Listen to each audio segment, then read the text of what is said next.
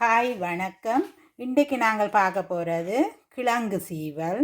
இந்த கிழங்கு சீவல் முந்தி நாங்கள் ஸ்கூல் படிக்கிற காலங்களில் கடைகளில் கட்டி தொங்க விட்டுருப்பாங்க. கச்சான் பேக்கெட், கடலைப்பருப்பு பேக்கெட், மற்ற கிழங்கு சீவல் பேக்கெட், இப்படியாண்டு எல்லாரும் சிறியவர்கள் பெரியவர்கள் எல்லோரும் விரும்பி வாங்கி சாப்பிடுவது எல்லாருக்கும் தெரியும். அந்த கிழங்கு சீவலாம் இன்றைக்கு நான் செய்ய போகிறேன். இது பொதுவாக வீடுகளில் நாங்கள் கிழங்கு பொரிக்கும் போது வட்டமாக வெட்டி பொரிப்போம். இது வட்டமாக வெட்டாமல் இப்படி சரிச்சு இப்படி சீவி வெட்டணும், இப்படி சரிச்சு வெட்டணும். இப்படி வட்டமாக வெட்டாமல் இப்படி சரிச்சு வெட்டி தான் இது செய்கிறது. பொதுவாக எல்லாருக்கும் தெரியும், தெரியாதவங்க இதை பார்த்து தெரிஞ்சு கொள்ளலாம். இதுக்கு பெருசாக எதுவும் தேவையில்லை. உரைப்புக்கு செத்தல் மிளகாய், மற்றது உப்பு, அதுக்கு தேவையான உப்பு தான் போடுறது. வேறு எதுவும் இதுக்கு போடுறே இல்லை. மஞ்சள் வேணுமெண்டா போடலாம், அந்த கிழங்குல பிரட்டிட்டு பொரிக்கலாம் விரும்பினா. மற்றது இதை முதல்ல மெல்லிசாக வறுக்கணும். முதல்ல வறுத்து இதை பவுடர் ஆக்கணும், தூளாக்கணும்.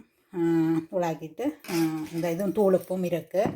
அப்போ இதை நாங்கள் மெல்லிசாக முதல்ல வறுக்கணும். மற்ற இதை க்ளீன் பண்ணி சீவி போட்டு இதுக்கு பொரிச்செடுக்கிறதான் என்னென்று பார்ப்போம். ஓகே, இதை நாங்கள் முதல் வறுப்போம். அடுப்பையும் போட்டுட்டு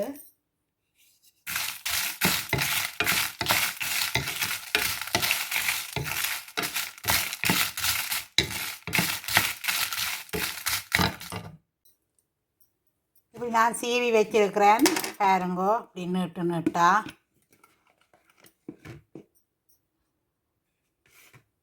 இந்த மாதிரி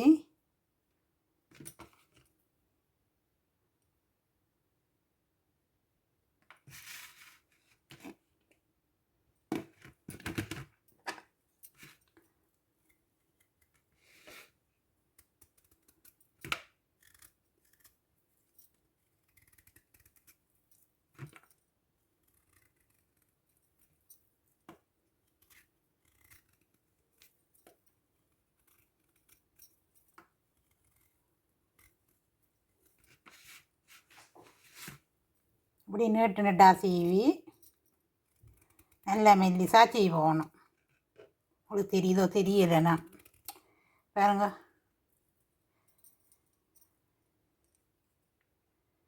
இந்த மாதிரி மெல்லிசா இப்படி சீவி பொரித்து வச்சா நல்லா முறப்பாக இருக்கும். இது பொரித்து ஒரு பொலித்தினிலையோ அல்லது ஒரு டப்பாவிலையோ போட்டு வச்சிங்கண்டா நாங்கள் சோத்தோடு சாப்பிடலாம். அப்பள மிளகாய் பொரிக்க தேவையில்லை. நேரம் இல்லையாண்டா இதை எடுத்து சாப்பிடலாம். பொரித்து வச்சிட்டிங்கண்டா உங்களுக்கு நல்ல இப்படி வச்சிங்கண்டா. எல்லாத்தையும் சீவி போட்டு காட்டுறேன். கொஞ்சம் சீவிட்டேன். சீவினதை பொரிப்பேன், மிச்சத்தை பொரிஞ்சு கொண்டிருக்கேன். நாங்கள் மிச்சத்தை சீவலாம். இப்படி பாருங்க, மெல்லிசா இப்படி சீவி வச்சா நல்ல முறப்பாக இருக்கும். நல்ல டேஸ்ட் இப்படி பொரித்து சாப்பிட்றது. இதை நாங்கள் பொரிக்க போடுவோம். எண்ணெய் சூடாகிட்டுது. ஒரு சிறிய துண்டு போட்டு பார்ப்போம். சூடாகிட்டுது. நாங்கள் இதில் போடுவோம். இதை உப்புத்தூள் இப்போ பிரட்டுறையில் அப்படியே சீவி போட்டு அப்படியே போட வேண்டியதான். நீங்கள் நேரடியாக எண்ணெய் சட்டிக்கில் வச்சு இப்படி சீவலாம்.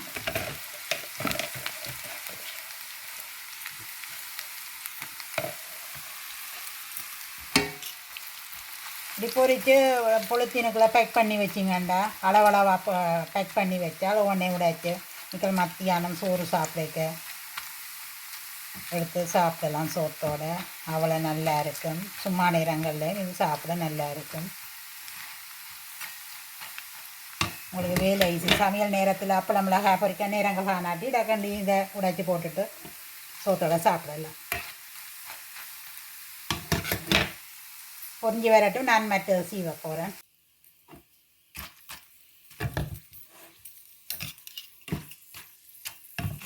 பாருங்க, பொரிஞ்சு ஓசிலாம் அடங்கிட்டுது.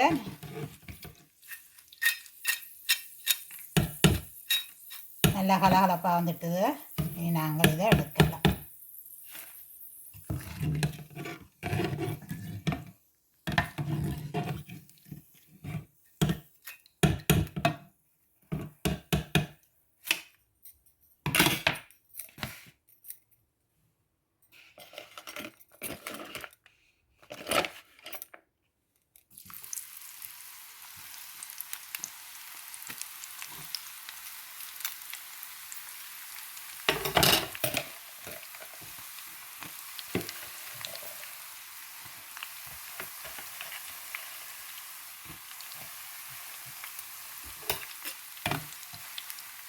இது வந்து வேலை ஈஸி, நல்ல முறமுறப்பாக இருக்கும், செய்கிறதும் ஈஸி.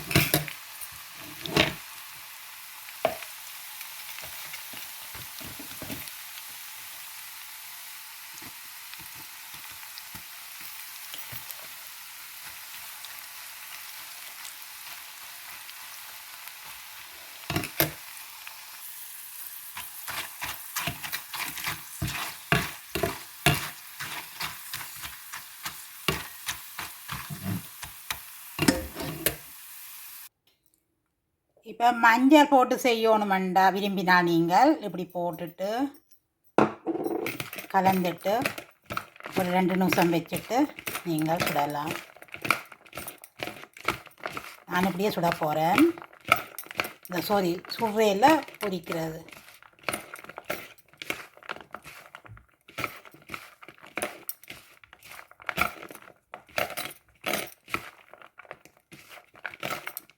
எல்லாம் படியாக பிரட்டியாச்சு.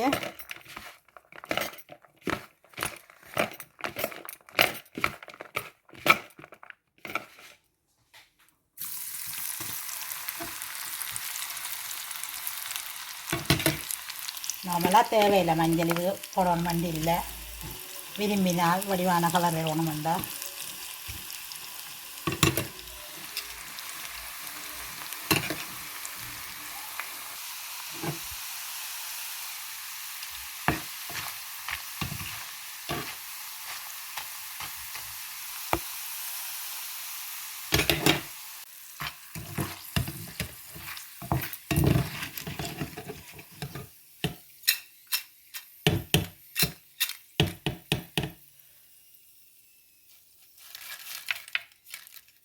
மஞ்சள் போட்டது இது எல்லாம் ஒரே கலராக தான் இருக்குது. நான் மஞ்சள் போட்டு ஊற விடையில் தானே அப்படியே டக்குண்டு குடித்தது. கொஞ்சம் ஊற விட்டால் அந்த மஞ்சள் கலர் எல்லாம் படிஞ்சிருக்கும்.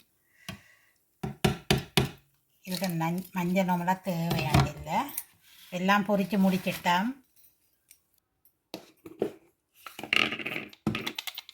இப்போ நாங்கள் தூள் திரிச்சாச்சு தானே.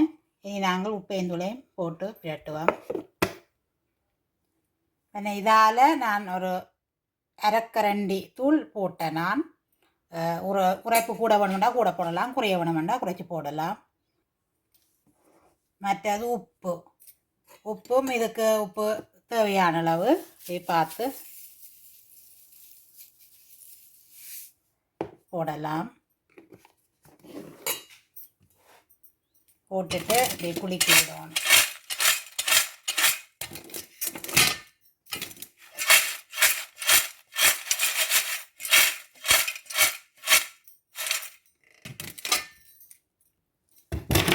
இப்போ நான் கொஞ்சம் கருவேப்பமில்லை போட்டு பொரிக்க போகிறேன்.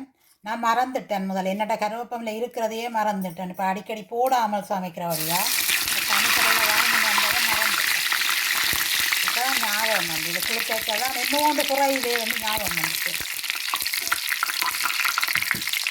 இப்போ கட்டாயம் வண்டி இல்லை, சும்மா நல்லா இருக்கும் போட்டா வாசனையாக.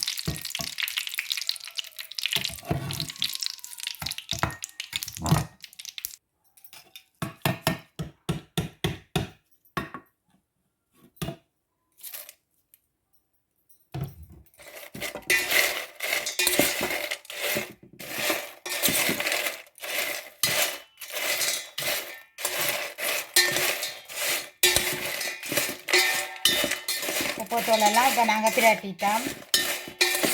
இது வந்து ஆற விட்டு ஒரு இதுக்குள்ளே போட்டு வைக்கணும், இல்லாட்டி ஒரு குளிக்கிறதுக்குள்ளே பேக் பண்ணி வச்சோம்னா நாங்கள் சிப்லாக் பேக் அதுக்குள்ளே போட்டு வச்சோம்னா நாங்கள் மத்தியானம் சோறு சமைச்சு சாப்பிடும் பொழுது இந்த காப்பளம்லாம் பொறிச்சி மினக்கணும் இல்லை, இந்த மாதிரி எடுத்து டக்குன்னு உடைச்சிட்டு சோத்தோட சாப்பிட எங்களுக்கு ஈஸியாக இருக்கும்.